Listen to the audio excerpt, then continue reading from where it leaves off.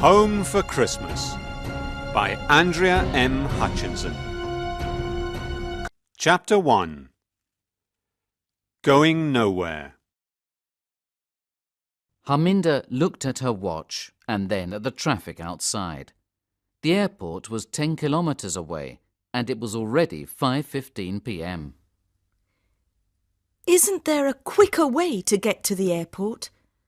My plane leaves in less than 2 hours, she asked the taxi driver. Are you going home for Christmas? He smiled. The taxi was full of decorations. There was green tinsel on the steering wheel and mistletoe under the mirror. Yes, said Harminder. But there was no Christmas spirit in her voice. Harminder looked out of the window, trying not to cry. She remembered the phone call from her mum earlier that day. She missed her parents so much. Their argument 4 years ago seemed stupid now. 30 minutes later, they arrived at Galway Airport. How much is it? She asked. €15 for you, sweetheart, said the taxi driver with a smile. Harminder gave him a €20 note and got quickly out of the taxi. Don't forget your change, shouted the taxi driver with a €5 note in his hand. But Harminder was already inside the airport terminal. There were a lot of people, and Harminder pushed through the crowd to look at the screens for her flight. Cancelled? Stay calm and read it again, slowly. You've read it wrong, that's all, she thought. Flight ZXY 247, destination London Stansted, cancelled. All flights from Galway were cancelled because of bad weather. I'm sorry, but tomorrow's flight to London is fully booked. Christmas is a busy time of year, said the man at the ticket office when Harminder tried to find another flight. What about another airport? Dublin, perhaps? Sorry. You don't understand, said Harminder. I have to get to London as soon as possible. My dad's ill. I really am very sorry, the man said sympathetically. You could hire a car. It's a long journey, but if you need to get there quickly... As Harminder ran towards car hire, she saw that there were only 2 women waiting, and she started to feel hopeful. I'm sorry, but this is the last car, she heard the assistant say. But I was here first, shouted a tall, blonde woman. Only because you pushed in front of me. I'm getting married in 3 days. I have to get to London, shouted an Irish girl in her late 20s. And I've got a very important audition, said the blonde woman. Excuse me, interrupted Harminder. Did you say that there's only one car? Yes, and it's mine, said the blonde arrogantly. No, it's not. The argument continued. Harminder wanted to cry, but then she had an idea. If you two are going to London, we can share the car. What do you think? We can share the driving and the cost. The 2 women looked at her in silence. They probably think I'm mad, thought Harminder. But that didn't worry her. The only thing that worried her was getting to London to see her family. Well, if you want to get to your audition, Harminder said to the blonde. And if you want to get married, she said to the other woman. Well, you've got no choice. Harminder was speaking angrily, and after a moment the 2 women reluctantly agreed. Mr. O'Flaherty will be pleased, thought Chrissy, the car hire assistant, as she showed the women their car. Cressy! Cressy! a man shouted, running towards them.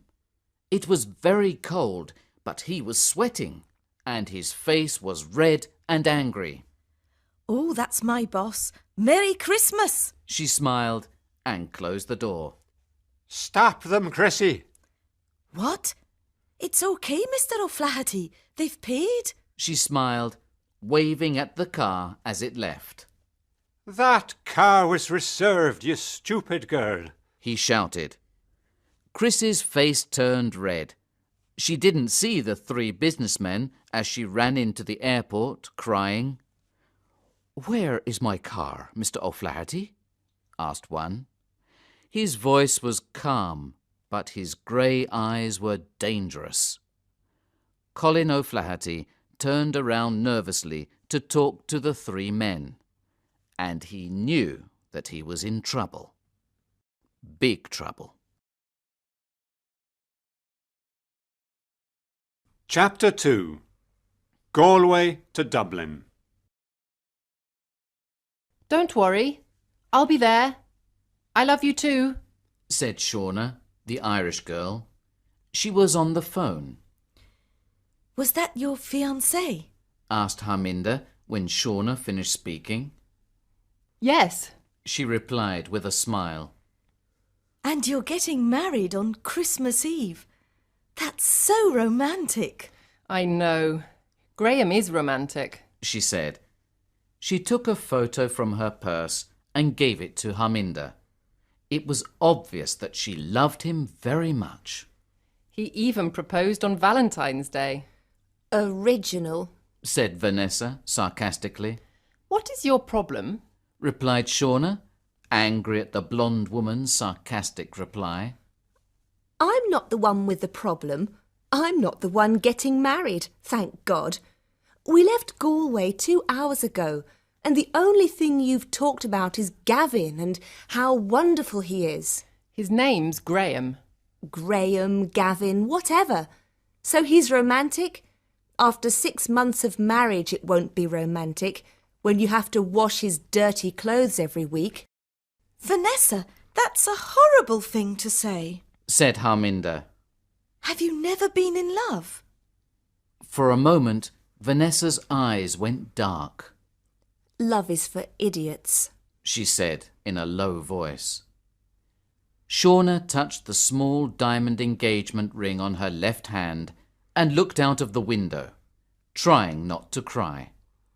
She loved Graham and he loved her, and on Christmas Eve she was going to marry him.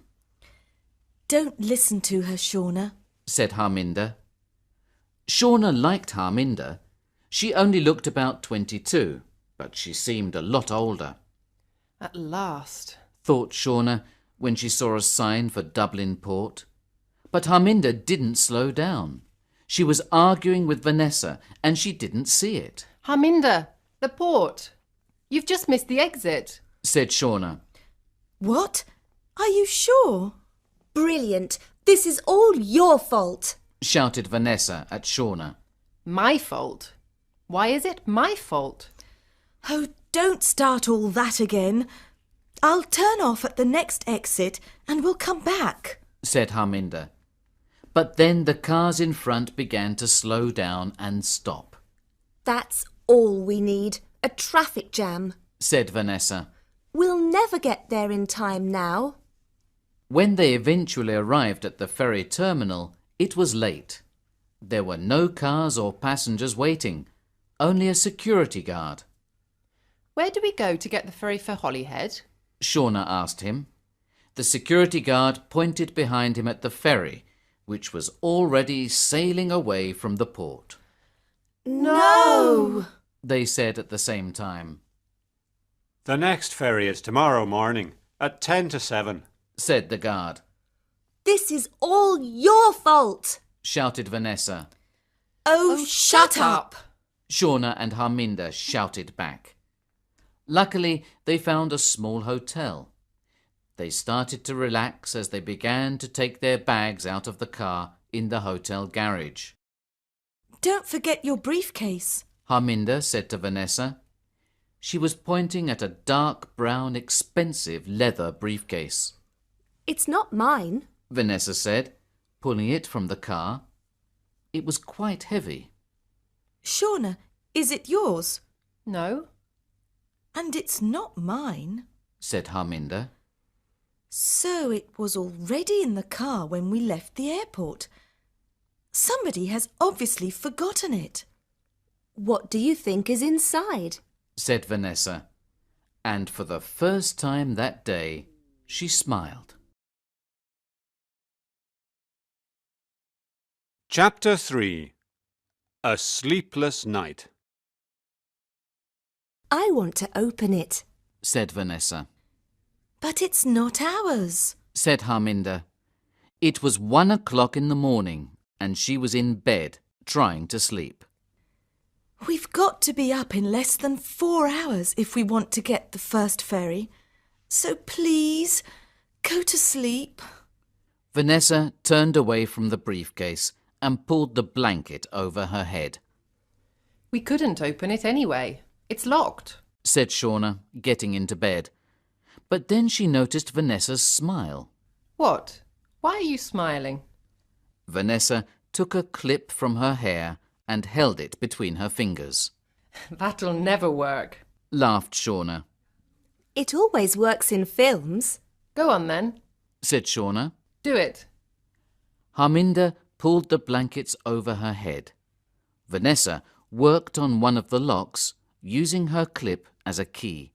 I knew it. Said Shauna after a few minutes. I didn't think it was going to work.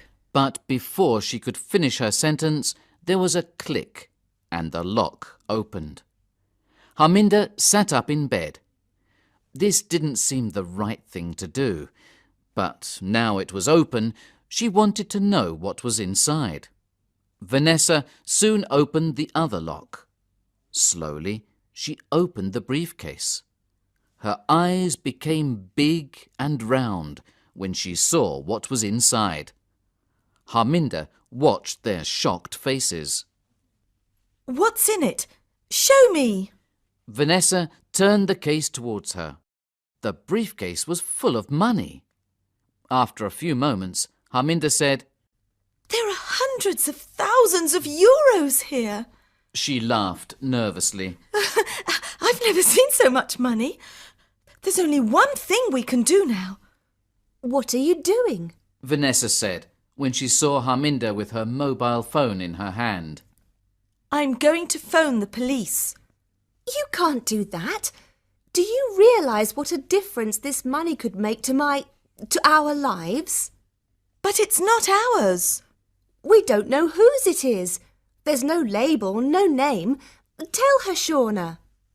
Shauna, you know we have to go to the police, don't you? Said Harminder. I don't know. My fiancé and I really want a honeymoon. We could go anywhere in the world with this money. The Maldives, the Caribbean, New York, San Francisco, anywhere.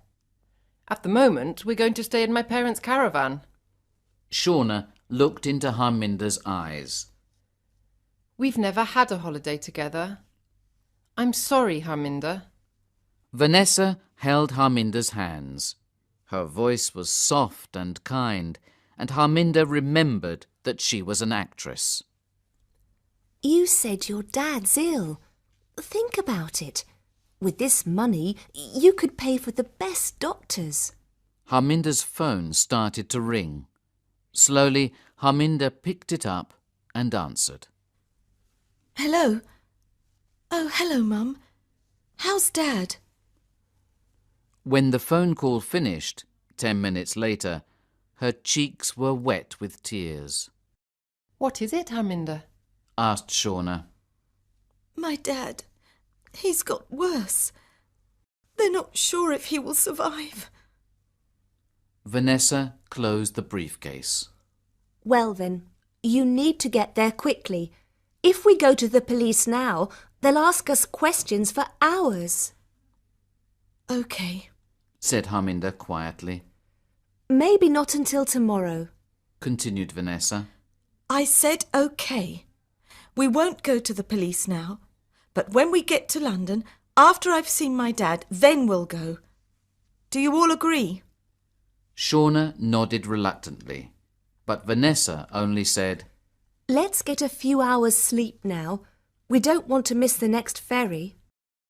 This time they arrived early and waited in the car. It wasn't snowing, but it was cold, and everything looked very dark. When they started to drive onto the ferry, Harminder saw the face of the driver of the car behind her. That's strange, She thought. It's still dark outside, but he's wearing sunglasses. Are you okay? Asked Shauna. I'm cold, that's all. Harminder answered, but she didn't seem sure of what she was saying. Chapter 4. On the Ferry. It was dawn, and Shauna and Harminder looked at the red and orange sky over Dublin as the ferry slowly left the port. When was the last time you saw your parents? Shauna asked Harminder. 4 years ago, at my 18th birthday party. She answered sadly. Wow, that's a long time. They wanted me to marry someone else. Somebody they chose. An arranged marriage? Yes. Said Harminder. They stood in silence for a while.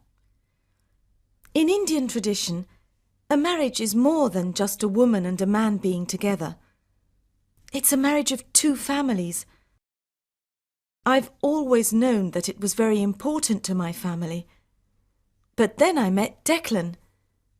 I was only 17, but I knew that I wanted to spend the rest of my life with him. We saw each other in secret for months. I was too frightened to tell my family about it, because they believe in arranged marriages. But then my parents told me the big news. At my 18th birthday party, they wanted to introduce me to my future husband, an Indian boy. I knew that I had to tell them the truth. I'm the only daughter. I've just got one brother. And my father was very angry. I had to choose, he told me. And I chose Declan. Are you still together? Yes. Said Harminder, and she touched her stomach. Are you pregnant? Shauna asked with a smile. Yes. I only got the news last week. She laughed. You're the only other person that knows. I haven't told Declan yet. I'm sure that when your dad knows, he'll be happy too. Maybe. 3 hours later, they were in England. Harminder drove fast. They had to drive for another 6 hours before they arrived in London. After a few miles, Harminder noticed that Vanessa was looking over her shoulder. What's wrong, Vanessa? Nothing. She said. Can't you drive faster? I'm already driving over the speed limit. Why? No reason. It's only... I don't want to frighten anyone, but I think somebody is following us. There's a dark blue car behind us. It's been there since we got on the ferry at Dublin. Harminder looked into the mirror. Her heart began to beat faster when she saw the sunglasses. Suddenly, they heard a horn. Harminder looked back at the road and saw that an enormous lorry was coming directly towards them. She turned the steering wheel to the right and pushed her foot down hard on the brake. But the lorry was getting nearer. The car seemed out of control. Someone screamed.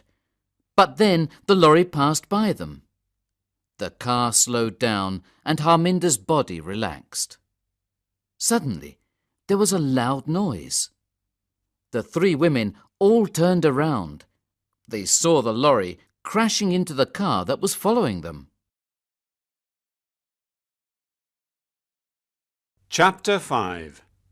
The Road to London. They drove the rest of the journey in silence. 3 hours later, when they stopped to get petrol, they were still nervous. I need to get some air, Vanessa said, getting out of the car. Are you coming too, Shauna? Shauna shook her head. Vanessa didn't want to go anywhere by herself. She turned to Harminder. What about you? She asked. I want to leave as soon as I've filled the car up with petrol, said Harminder. Vanessa felt stupid for being so nervous, but she couldn't stop herself. In the toilets, she looked at herself in the mirror and laughed. She looked terrible. Without makeup, she looked older than 35. But she was alive. When Ben left her for her best friend, she was only 25, with the lead role in a musical that was going to take her all over the world. But she gave it all up because she loved him, and she didn't want to be away from him. In the end, he left her anyway. There were other boyfriends, but for the last 10 years, she never really loved anyone else because she never wanted to be hurt again. She was never afraid of anything because there was nothing left to lose. Until today. Now, after the crash, things were different. Vanessa wanted to live. She wanted to change. Why didn't she listen to Harminder? Why didn't they go to the police before? Now it was too late. Why did she never listen? She went inside and ordered a cup of coffee. The person behind the bar was reading a newspaper. Vanessa saw the date, the 22nd of December. They only left Galway yesterday. It seemed a lot longer. There was a small television on the wall over the bar. The news was on. A body was found in the car park of Galway Airport, Ireland, in the early hours of this morning. A 33-year-old Colin O'Flaherty, manager of a car hire at Galway Airport, was shot in the chest. The police believe the killing was related to drug trafficking. It's terrible, isn't it? Said the barman, passing Vanessa her glass of water. Vanessa realised that she was staring at the television. Her face was white, her mouth open. It's in the newspapers. Look. He passed her the newspaper. "Family man killed in drug shooting," said the headline. In the centre of the page there was a photo of Colin O'Flaherty on holiday with his 3-year-old son. They were obviously on a boat, and Colin was holding a very big fish. They looked so happy. Vanessa felt sick. She looked back at the television. A young woman was crying. At the bottom of the screen, Vanessa read, "Mrs. Moira O'Flaherty, Mr. O'Flaherty's wife." If anyone knows anything at all, please, for my little boy, please contact the police. Her voice sounded more and more desperate. Vanessa felt like the woman was talking directly to her. Anything at all, please. Vanessa couldn't hear any more. She ran from the bar, still holding the newspaper in her left hand. Chapter 6. At the hospital. Go on. We'll wait here for you, said Shauna. But what if they come back? You saw that accident. We'll be all right for a couple of hours, insisted Vanessa. Harminder looked nervously at the hospital. She took a deep breath and got out of the car. I'll be as quick as I can, but this is my mobile number if you need me. She quickly wrote it down and gave it to Shauna. Inside the hospital, Harminder took the lift to the 9th floor. When the doors opened, her little brother was waiting for her. But he wasn't so little anymore. The last time she saw him, he was 9 years old, a child. Now he was 13, and he was a lot taller than Harminder. There were so many things she wanted to ask him, but she could only say his name. Parindra. What is she doing here? Her father's voice interrupted them. He was seriously ill. but his voice was still strong. Mina, did you ask her to come here? Mina, Harminder's mother, looked elegant in a red silk sari. When she saw her daughter, there were tears of happiness in her eyes. Dad! Oh, Dad! I've missed you so much! Harminder ran towards him. His face was grey, his hair was thinner than she remembered, and he looked old and weak. But his eyes were angry, just like they were 4 years ago. I don't want you here. You made your decision. Please leave. Harminder touched his hand, but he closed his eyes and turned away from her. But I've come from Ireland. Dad, please listen to me. Dad! She shouted as they took him into the operating room on a trolley, Mina and Parindra next to him. I love you, Dad, she said, but he was gone. She was alone in the long, white corridor. She sat down, put her head in her hands, and cried. All her hopes of a happy reunion were gone. It was not going to be easy for him to meet her again. Harminder knew that. But she didn't think it was going to be this difficult. Why didn't he understand that she never wanted to choose? Why couldn't he see that she was still his daughter, still his little girl? Why couldn't he see that she still needed her dad, even if she loved Declan? When she couldn't cry any more, she stood up and decided to go with Shauna and Vanessa to the police station. Later on, I'll come back, and I won't leave until he understands, she thought as she went outside. When she got to the car park, the car was there, but there was no Shauna and Vanessa. And there was no briefcase full of money. Chapter 7. Danger Money. Shauna and Vanessa were in the back of the car. Their hands were tied. They were very frightened as they tried to listen to the conversation of the 2 men in front of them. What are you going to do with your 10% of the money, Steve? I'd like to go on a nice holiday, somewhere hot. What about you? Vanessa looked at the 2 men. She had to concentrate. She had to think of a plan, and she needed to think quickly. But she could only think of one thing: Colin O'Flaherty's 3-year-old son. While they were waiting for Harminder outside the hospital, these 2 men came up to them. They were smiling and seemed nice when they asked for directions to King's Cross Station.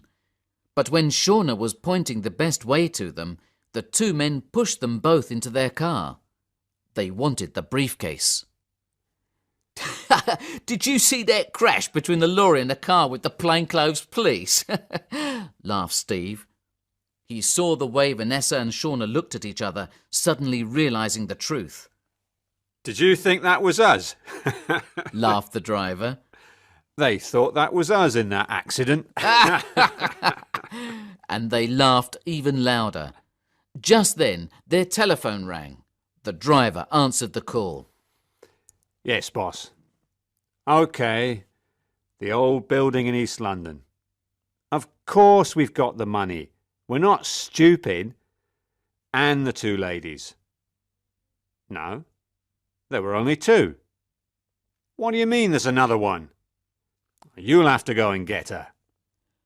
Vanessa knew then what she had to do. Carefully, she pulled her mobile phone from her coat pocket and started to write a text message. You are in danger. Men taking us to building in East London. Be careful. Man coming for you. Go to police. S and V. It seemed to take forever to write the short message. She took out the piece of paper with Harminder's number on it and typed 354-781-2330. Now she only needed to press send, and then Harminder could get help. "Hey, what are you doing? Give me that!" Steve turned around and tried to grab the phone. Vanessa tried to press send, but he was pulling the phone out of her hand. "Leave her alone!"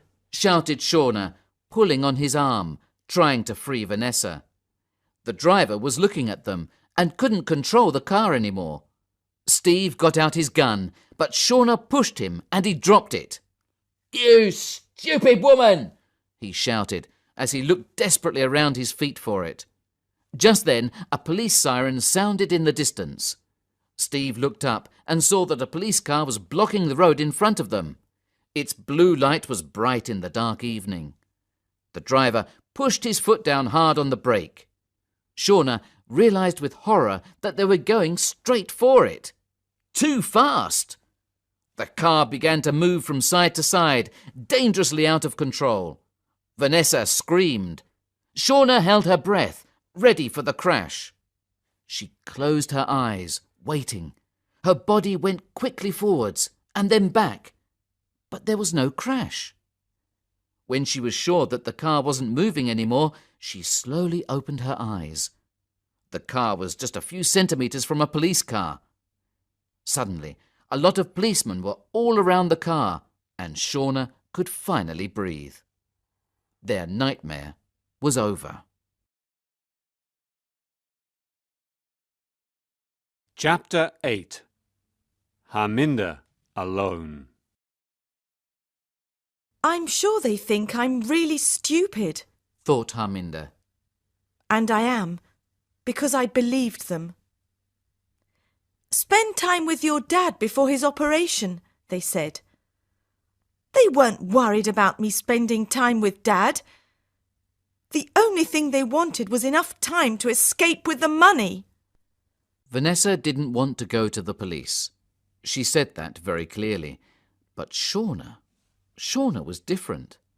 At least, Harminder thought Shauna was different. She thought that after all this was over, they could be friends. But now she didn't know what to think anymore. Maybe they've gone to get a drink or something to eat, thought Harminder. But she knew the truth. Without Harminder there to stop her, Vanessa probably talked to Shauna about all the places Shauna could go on her honeymoon. They could share the money, half each, 50-50. That was enough to go on honeymoon for over 3 months. Harminder could hear Vanessa.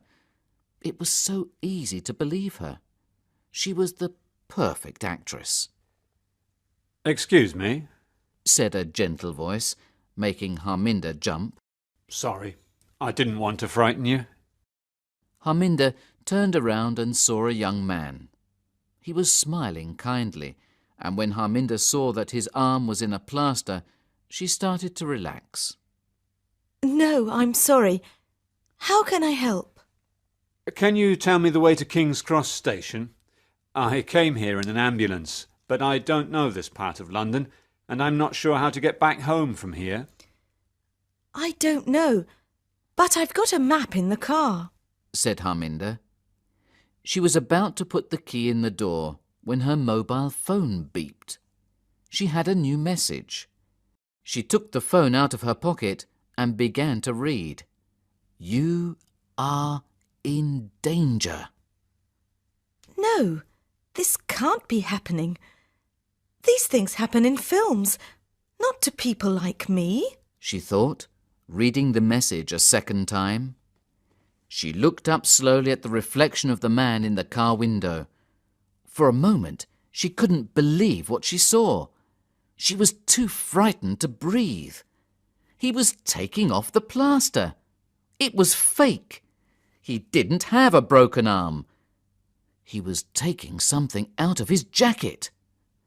Then Harminder realised what it was. He was pulling out a gun. Chapter 9. Back Together. Just a minute, said Harminder. She looked around, careful not to alarm the gunman. But the car park was dark and empty. There was nobody to ask for help. In the glass of the car window, she saw him raise the gun. Without thinking, she turned around and surprised him with a powerful kick. The man fell back. The gun dropped to the floor and went under the car. His head hit the side of the car and he fell to the ground. Harminder didn't wait for him to wake up. She quickly dialed the number of the emergency services, 999. Every second seemed like a year as she listened to the ringing. Then a woman's voice answered, Emergency services. Which service do you require? Police, ambulance or fire? And Harminder started to cry. Police, please. Hello, police. There's a man with a gun. He wants to shoot me. I'm outside the Queen Elizabeth Hospital in London. But before she could finish telling the operator everything, there was a loud bang. Pain. And then, for Harminder, everything went black. Harminder could see lights. Bright, white lights. And her first thought was that she was dead. But then she felt someone touch her hand, and her mother's sweet voice said her name. Slowly, Harminder opened her eyes, and her mother's face slowly became clear. Mum, It's all right, my darling. what happened? Where am I? You were shot, but you're going to be fine. You're in hospital. What about my baby? Harminder started to feel frightened. Your baby's fine. Harminder saw that there were tears in her mother's eyes, but they were tears of happiness. I'm going to be a grandmother. Harminder looked around the room. Parindra was there. Even Shauna and Vanessa were there. Everyone except her dad and Declan. Where were they? What day is it? Asked Harminder. It's Christmas Eve. You're getting married. And what about your audition, Vanessa? I got the part, of course. It's a thriller about some dangerous criminals. We're starting filming next week in France. And I'm getting married in Shauna looked excitedly at the clock. about 3 hours from now. I really must go now. My mum is waiting for me with my dress. But I just wanted to see you before. We wanted to know that you were okay. Smiled Vanessa. There was only one more thing Harminder wanted to know, but she was also afraid of hearing the answer. Mum, how did Dad's operation go? Harminder asked. But before Meena could answer, the door to Harminder's room opened. I hope this young man drives his car better than he does a wheelchair, Said Harminder's father. Declan pushed him into the room and next to Harminder's bed. I love you, Declan whispered, and kissed her gently on the lips. Then Harminder's father took her hand. Harminder, when I heard you were shot and in danger of dying, I thought about all those years. I realized that what is important is that you're happy.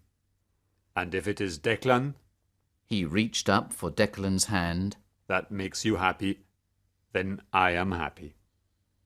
Seeing her tears, he looked suddenly worried. You are happy, aren't you? Yes, She said quietly. I am now. Now that my family is back together.